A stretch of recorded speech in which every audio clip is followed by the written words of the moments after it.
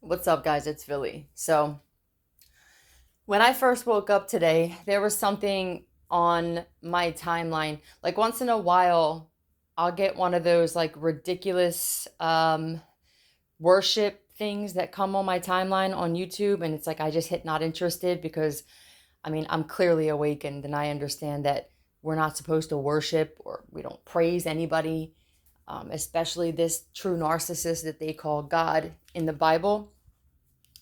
And it's gonna be triggering for some, but that's cool. I don't care. Um, I believe in what I believe in based off being a logical thinker. Like I've already freed my mind with so many things. And when you free your mind and you think logically and you cut the strings or cords that were connected to a book or a doctrine or what school you went to or what your family members taught you, what was what came to my mind was, for God so loved the world that he gave his only begotten son. Now, I may have mentioned this before in one of my videos because I talk about this sporadically about how this God in that book is the true narcissist, right? Like, it's like your narcissistic parent or your narcissistic ex or your narcissistic boss. Like, worship me, praise me, put me first, otherwise you'll be punished kind of shit. Yeah, we don't get down like that over here. So it's going to be triggering for people who still believe in God, but I'm just going to keep going either way because I want you to think logically about this statement.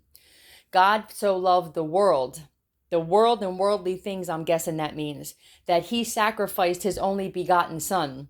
Why does this God put everything else before his own child? That is the true narcissist. That is basically what you guys are experiencing. That is what that story tells us about this character, Jesus Christ, which is really you. It's really, if you resonate with my channel and you feel like you're a chosen one and you were betrayed by the people closest to you for however many shekels it is now, okay? It's more than 30 now, right? Same shit though. It literally tells you the truth right there in that statement because your parents, most of you, your parent, if not both of them, loved worldly things so much that they fucking sacrificed you, threw you under the bus, didn't care if you were getting attacked, didn't care if people were trying to kill you because they cared more about money. That is what that statement says. So that's all I got, but this is what was on my brain for some reason. So I don't know if some people are maybe going back and forth with this, like, is there a God? Like, why does it seem like that God is more about punishing if you don't abide by my rules?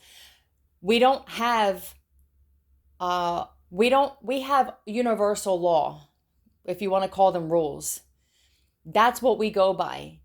How you treat people and what you put out is what you get back. But that fucking statement about God loving the world so much that he just threw his own son to the wolves, and for people to actually worship this and praise this and then be mad when it happens to them with their own narcissistic parent, where your parent was like, well, I love the world and I love my clothes and I love my home and I love my bank account and I love everything else that comes with it that I can buy more than I love my own child. So I'm going to sacrifice you. For some of you guys, it was literal, where your parents were involved in some cult shit. For others of you, they just turned their back on you because they took money that belonged to you and they wanted you to just wither away. It's the same shit. It's sacrificing in whatever way, shape, or form. So I don't know if somebody needed to hear this or whatnot, but this is like the first thing that this is like the first download of the day, if you want to call it that. We're not going nowhere though. We don't praise or worship anybody. That story, ironically, is a story about a chosen one's life and what happens, down to bearing a cross. Nobody was nailed to a cross literally.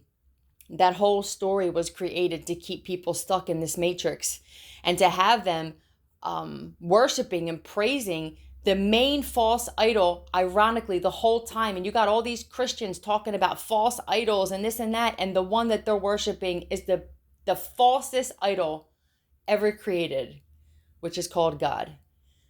We're not going nowhere. Philly out.